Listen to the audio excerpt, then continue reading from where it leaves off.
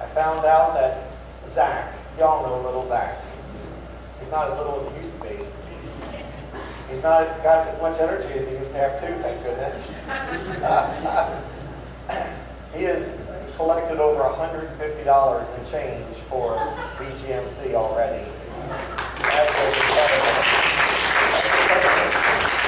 That's incredible. And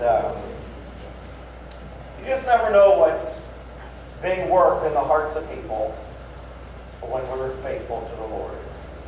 I say that not just about the workers downstairs, but you never know what's working in the hearts of people when you're faithful to the Lord. But I know that if we do our part, the Lord will always do His. Amen. This morning we're going to be in 2 Kings chapter 7. And if you'd like to turn there, you're welcome to. But before I read 2 Kings chapter 7, verse 3 through verse number 8, I would like to give just a little bit of background to the story. The kingdom of Israel had already been split into two sections, Israel and Judah. Judah comprised of just two kingdoms, Israel 10 kingdoms. When Israel was divided after the reign of Solomon, Israel, what retained the name of Israel, no longer worshipped at Jerusalem, but they set up the center of their government at Samaria. And so when you're reading through the stories about Elisha and Elijah, they were prophets to the 10 northern kingdoms, which at that time was called Israel. Kingdoms that were no longer worshiping in Jerusalem. Kingdoms that was known for wicked kings. This is where Ahab, King Ahab, and Jezebel, his wife, were king and queen. And she tried to hunt down Elijah and kill him. Ahab and Jezebel had a son. And now he is ruling in Samaria. And Elisha is on the scene now instead of Elijah. And Elisha has already worked a great victory for Samaria. That's because the Syrians tried to come down and bring an army against them, and the Lord blinded them.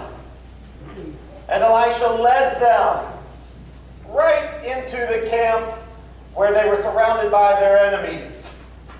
And he told the king, feed them and send them on their way. So the king did.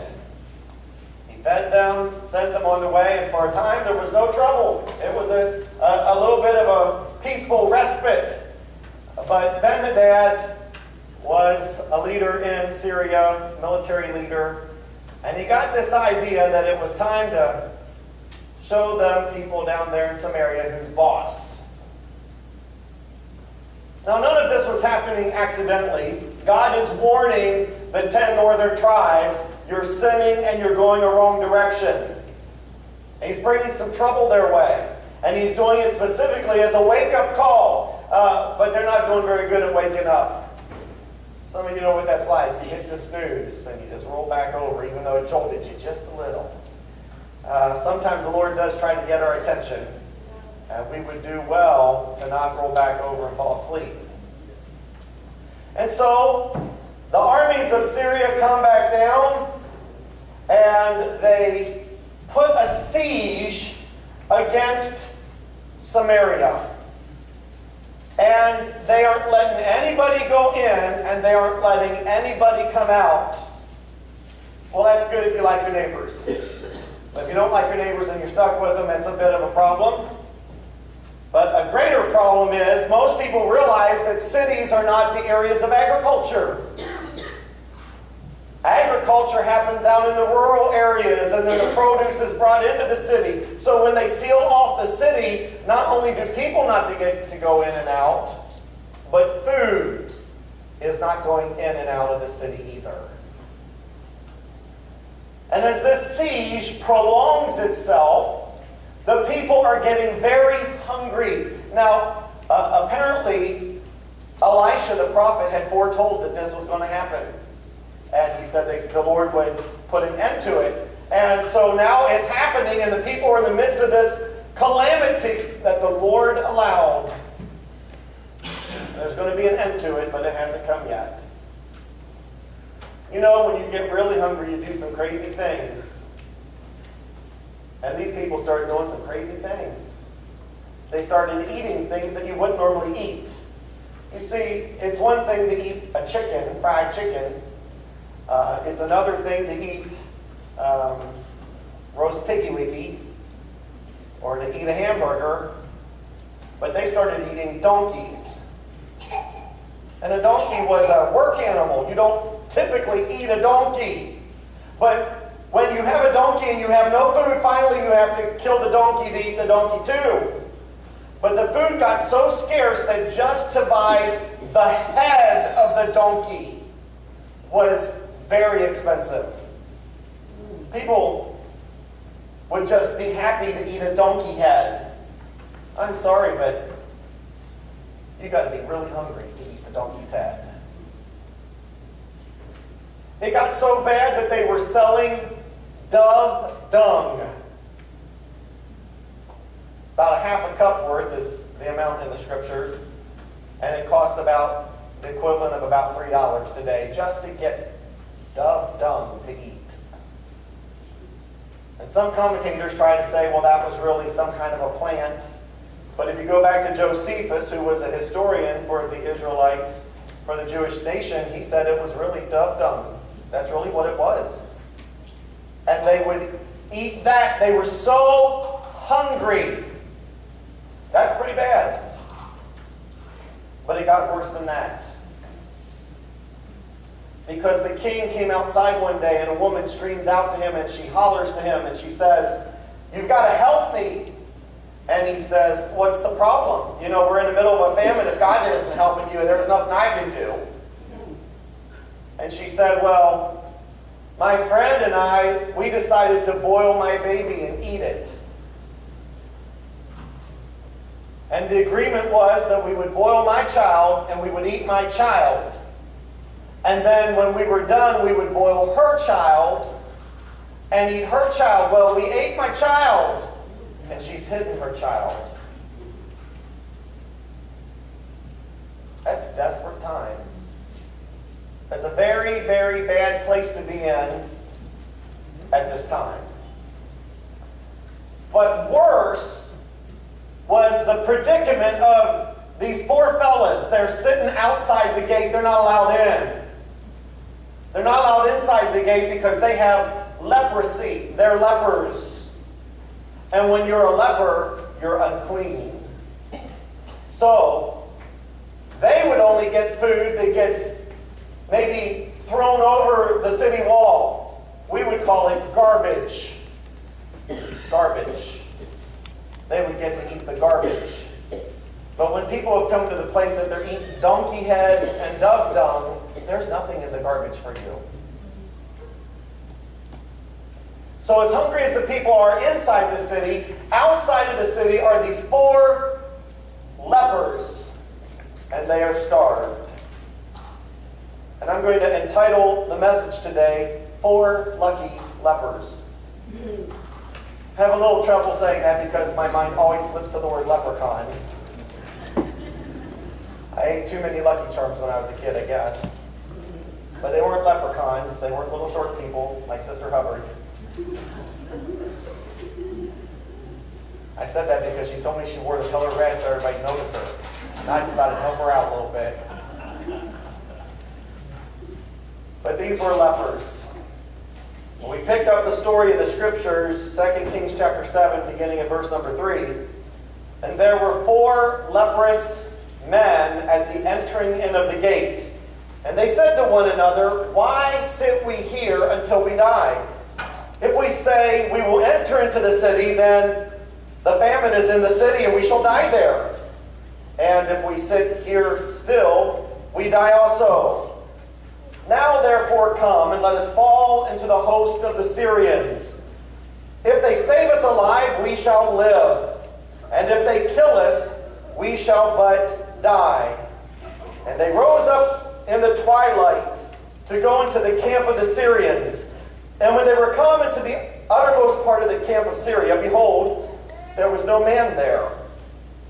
For the Lord had made the host of the Syrians to hear a noise of chariots and a noise of horses, even the noise of a great host. And they said to one another, Lo, the king of Israel hath hired against us the kings of the Hittites and the kings of the Egyptians to come upon us.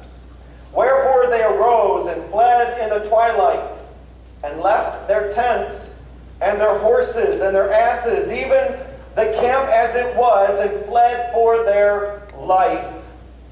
And when these lepers came to the uttermost part of the camp, they went into one tent, and did eat and drink, and carried thence silver and gold and raiment, and went and hid it, and came again and entered into another tent, and carried thence also, and went and hid it.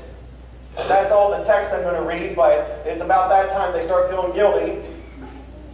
And they realize it's such a wonderful day of blessing. How can you hog all that to yourself? It was so much more than they could handle. And so they go back to the city, and they call for the porter of the gate, and they tell them, there's nobody there, just all the provisions. Elisha had told them that that was going to happen. He'd actually said, tomorrow everything's going to be cheap. But even though he was the prophet of God, and even though he said that, the king was such a godless man, he did not believe it, even after the prophet said it, and after the lepers came back and confirmed it. And he finally had to be convinced by somebody else. It doesn't hurt to look. Send a couple horsemen and find out. And then when he heard it from somebody else, he was finally willing to have the people go out, and they had provision made for them. Kind of sad in the end of the story that there was nobody around them, but they were locked up in fear when God had already given them a miracle. But I want us to back up here and just look at these lepers for a moment, because I believe that what position the lepers were put in brings a parallel to our lives this morning. They found themselves in a difficult place, and they only had three options. And the scripture bears out the three options that they were in. The first option that they said was they could go back. They could try to go into the city. Now, the people don't want them in the city. They're lepers. But they could try to go back to the city. And it says, if we say we will enter into the city, the famine's in the city and we're going to die there. So what good does it do to turn around and go back? That was an option. It was an option that they had. That was an option that didn't make any sense, but they played it out in their minds anyhow. We could do this. We could try to go, behind the walls. Maybe there's a place that they could put us. If the armies would attack and we're sitting in front of the gate, guess who gets speared first? Us. We could go back inside. Maybe they'll give us a little hole to hide in or something. But they're hungry there, just like we're hungry here. So if we go into the city, the situation does not really improve for us because I'm so hungry I could die. That's the point that they're at. They could starve to death. You know, when it comes to each one of us today, this has a parallel to our spiritual lives. One of the options that you have is to go back. You could go back. You could turn around and you could go back in your spiritual life to some place that perhaps you were before. But the very same consequence that these lepers realized were behind them in the city is the very same things that are behind you in your spiritual journey. The first thing that's behind you in your spiritual journey is famine. Famine. When you turn around and you go backward in your spiritual experience, you cannot be fulfilled with spiritual things. why would a person want to go back? I'm not really sure. I mean, the options are laid out here and they're not very pretty. But I know that there are people that do go backward in their spiritual experience. The second thing that awaits a person isn't just simply a hunger, but the second thing that awaits a person if they go back is death, because the hunger precedes the death. If you think that you go back in your spiritual experience and you retreat from your walk with the Lord, that somehow or another you're going to be fulfilled or satisfied or your needs are going to be met somehow or another, you are mistaken.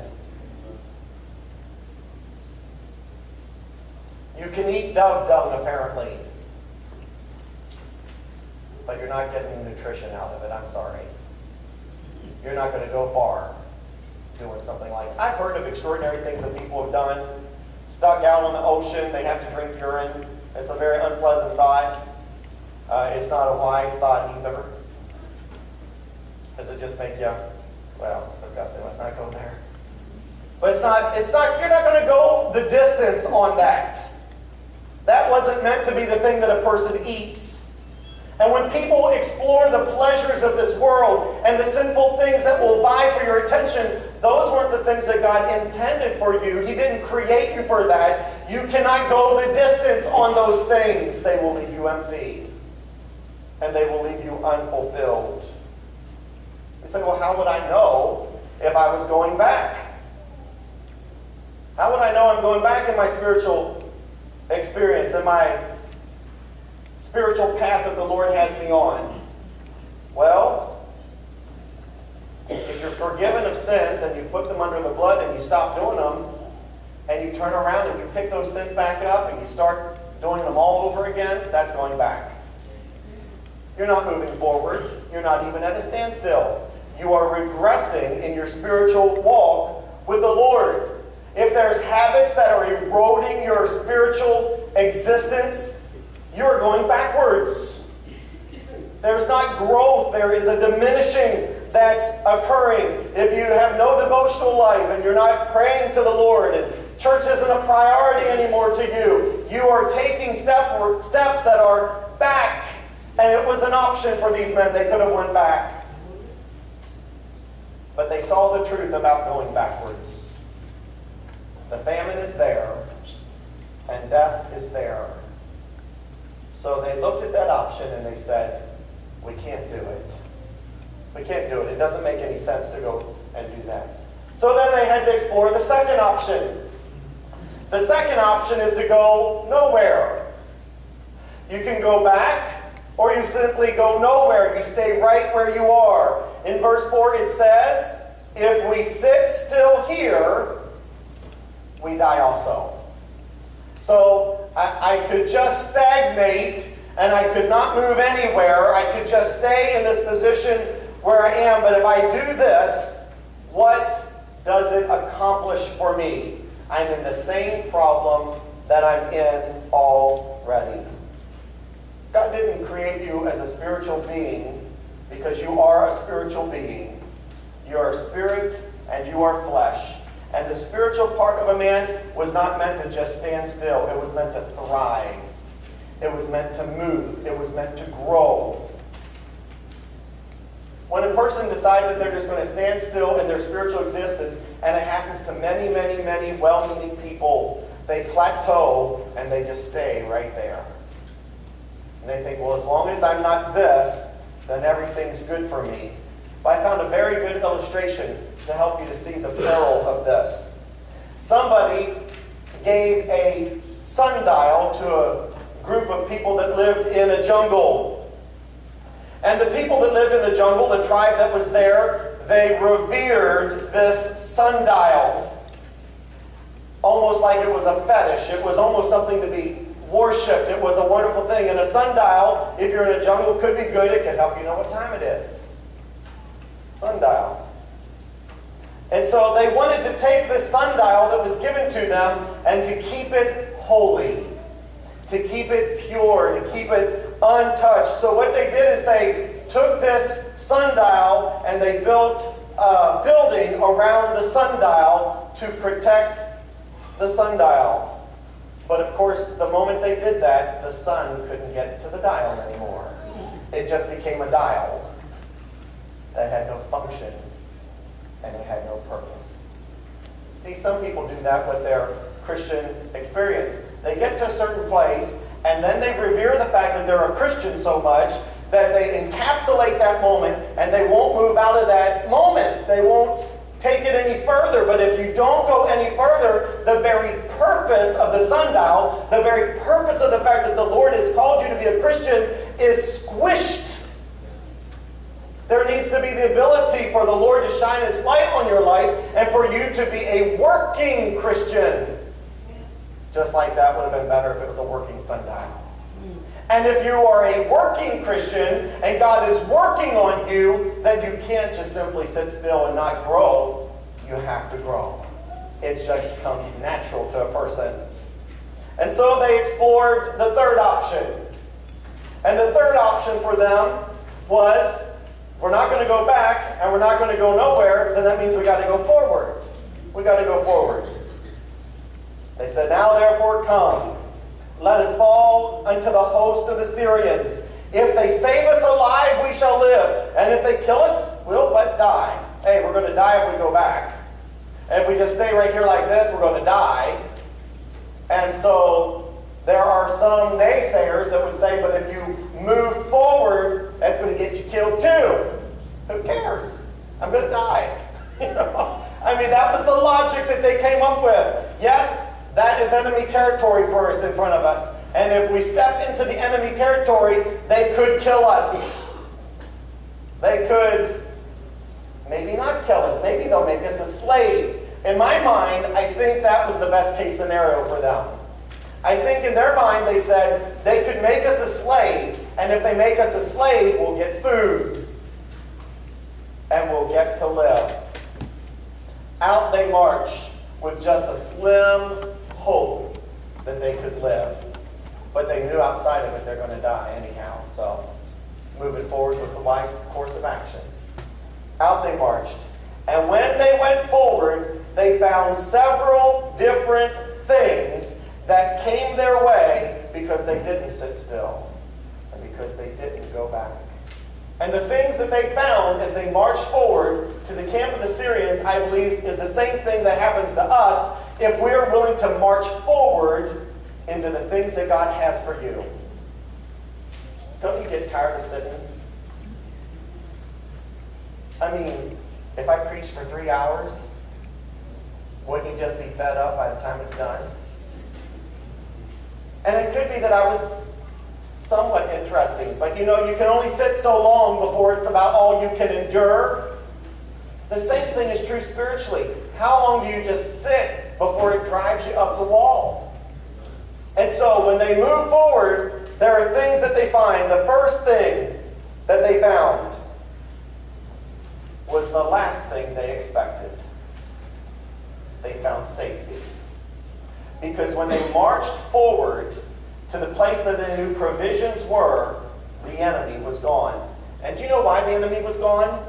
They didn't look out their tents and say, "Oh, 4 hideous lepers are coming, run!" That wasn't the reason. It was because God supernaturally came on the scene and made the path open in front of them so that they were able to do the thing that they needed to do. See, God had already promised that the very next day, the price of everything was going to drop down. There would be flour, there would be food for the people. And in order for that to happen, these lepers have got to move forward so they can let the people know. This was actually the plan of God for their life, to move into there so they could take word back. And they find safety right there. Now, I know in our lives, not everything seems safe. Some things are a little scary. I try to cheat a little bit when it comes to parking and paying. So if I go over to the hospital and I park on the west side of St. Mary's, that is a parking garage that people use for the doctors. And so after a certain time, it's free to leave. So if you go to the hospital at St. Mary's and you're going to stay past 5 or 5:30, your parking is free. That's just for you to know. It's called being a wise consumer.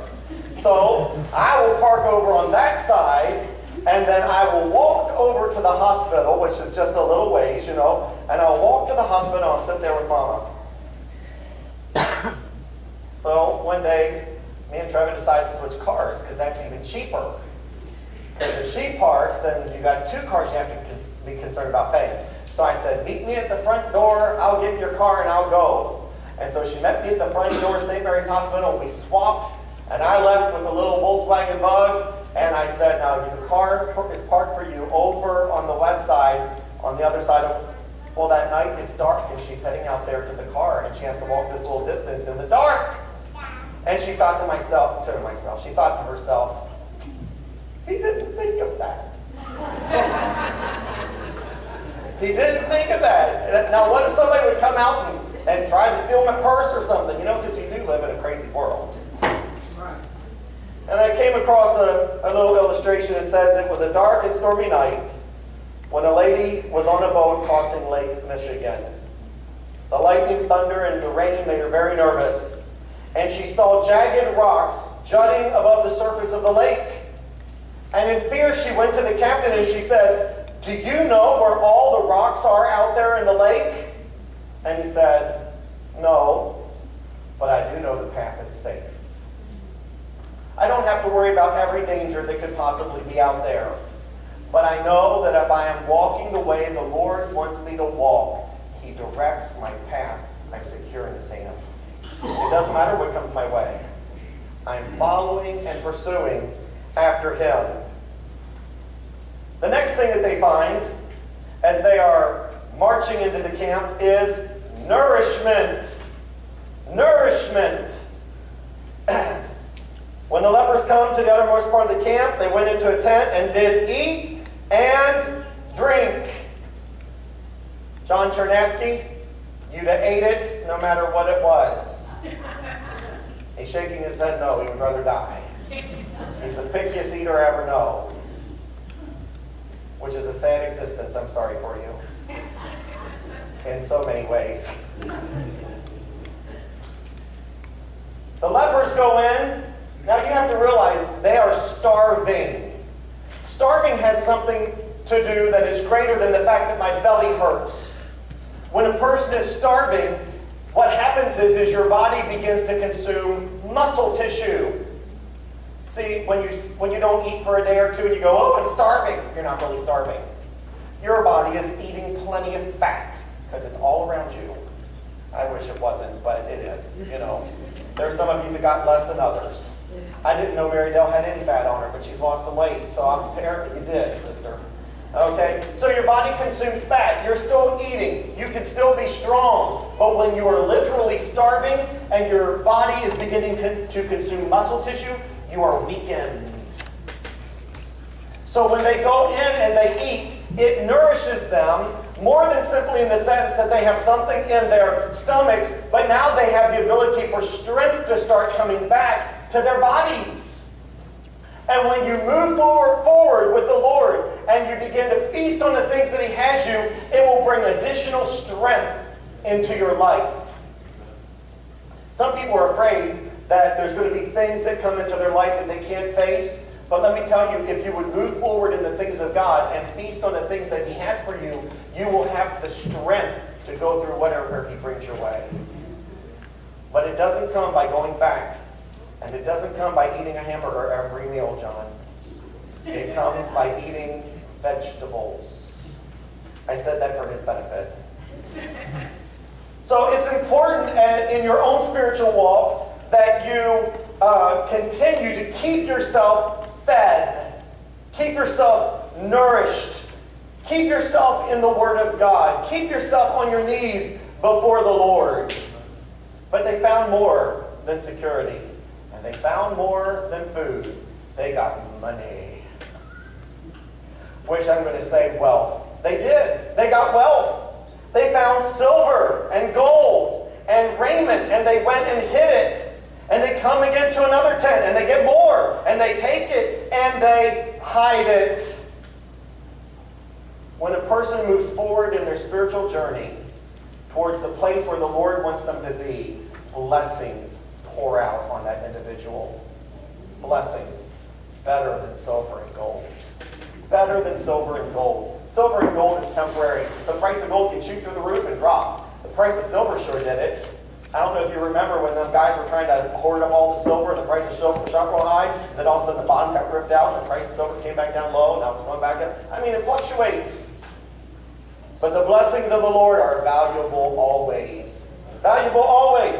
You say, well, what in the world kind of blessings come in a person's spiritual journey as they move the way the Lord wants them to move? Well, you're adopted as His son. A joint heir with Christ. You see, when I think about my parents, my mother is now passed away, and my dad's not passed away yet, so I haven't inherited whatever I'm going to inherit. And I really don't know what my dad has. I really don't. I don't know. I've never asked. I've never went and said, hey, how much money you got? You know, it's just kind of awkward, you know. What's my pie, a piece of pie? I don't really care so much. But if your daddy's rich, you got something coming to you. And you only inherit what your father has and your parents have. You know, that's what you inherit, only what they got. They can't give you something that's not theirs. So the question is, what does the Lord have? Well, what does the Lord have? He's got it all. He has it all. He has it all. A-L-L all. I am going to be an heir of everything. I heard a minister just a couple weeks ago said something fairly incredible.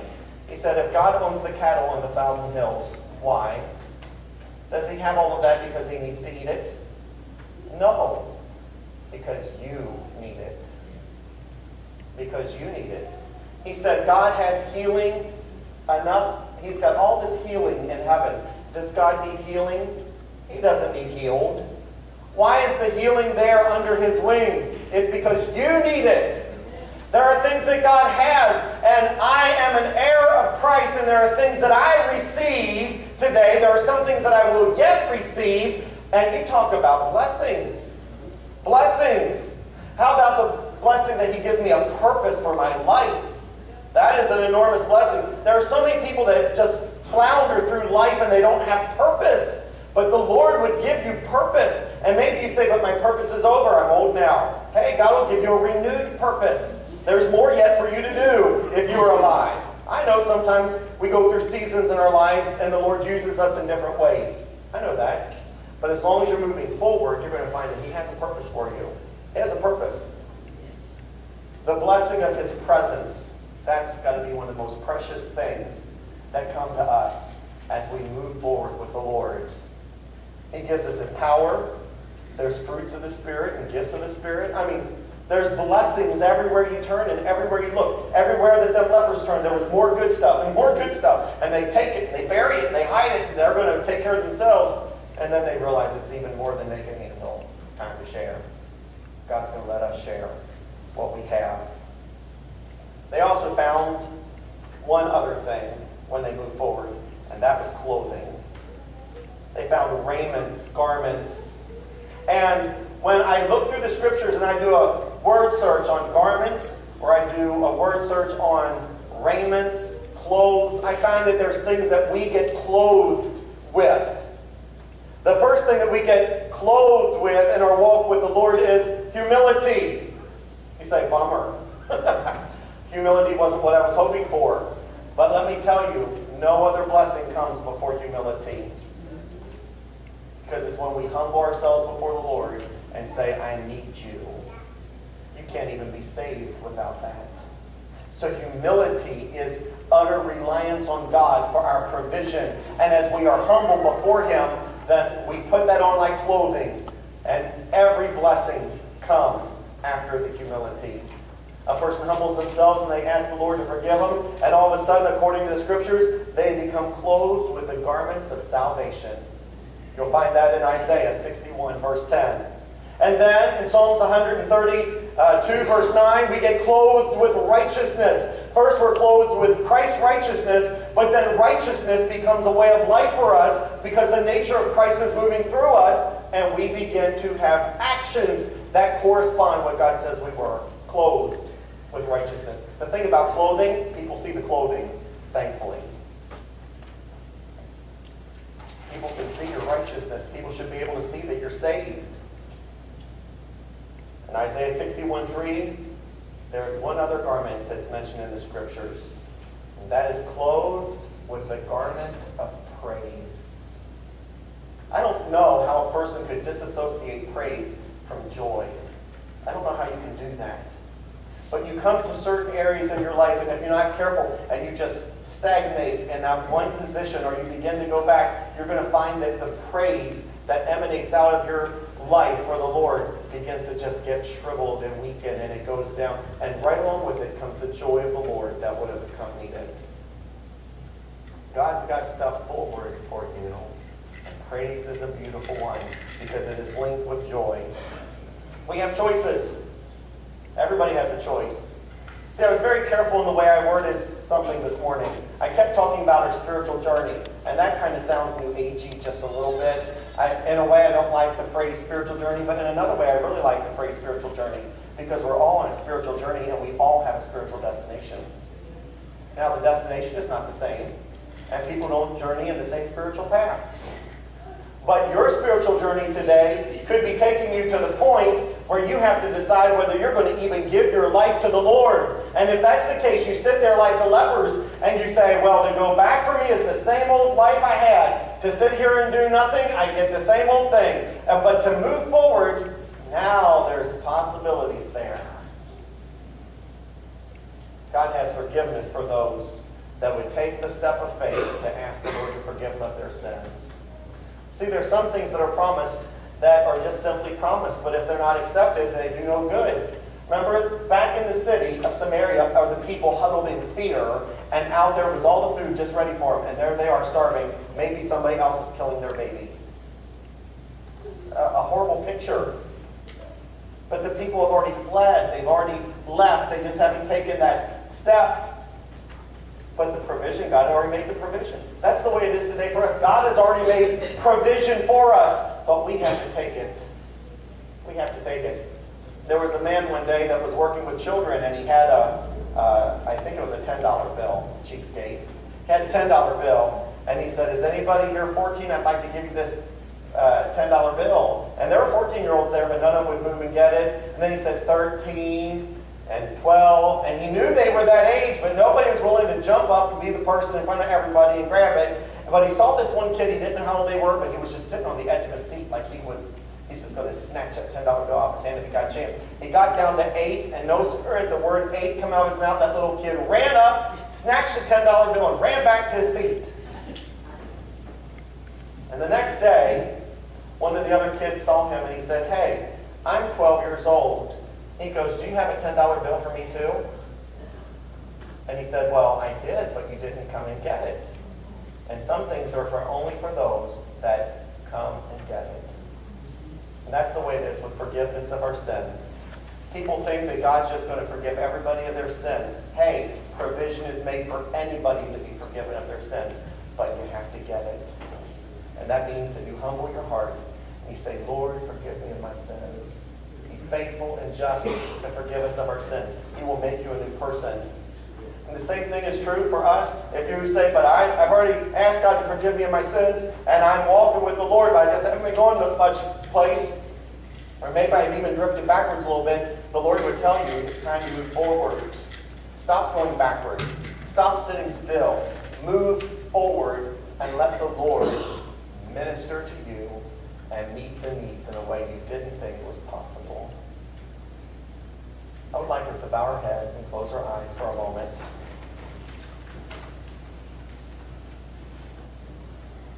I don't know what the Lord wants you to do today. Each one of us is unique and different. But I would hope that this morning that we would not be content to go backwards or to sit still, but that we would be willing to grow and to go forward. If you've never asked the Lord to forgive you of your sins, that is the first step to a great life to be lived for God. If this morning you say, I'm tired of sitting still and not making that step forward, and I want to do it today, you can become a Christian today. See, nobody's born a Christian. Some people think that they're born in a Christian family, they're a Christian. Christian isn't just simply the nation that you're born into. It means that God's forgiven you of your sins. And if you say, I want to take that step this morning, would you just show up with the uplifted hand? To say, I want to take that step, I'm ready to move forward. I'm ready to move out and venture into the experience that God has for me today. I know He's faithful to meet you when you move. He's faithful. For each and every other person, I don't know where you're at, but I know this. God has a direction for you to go. And it's not back. And it's not to stay still. It's to move forward.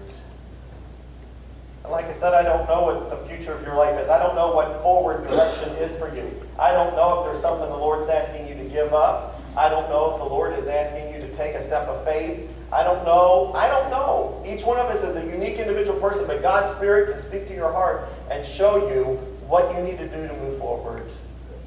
And I challenge you this morning, don't sit still. Don't go back, but move forward. I know that oftentimes on a Sunday morning, I just have a prayer and we dismiss and go. But this morning I would like us to find a place of prayer at the altar. And I would like us to ask God this morning, how do you want me to move forward? And when you're done praying at the altar, you feel at liberty to go afterwards. But first I would like us to find a place and say, God, what do you want me to do? Let's move forward and have a place of prayer this morning.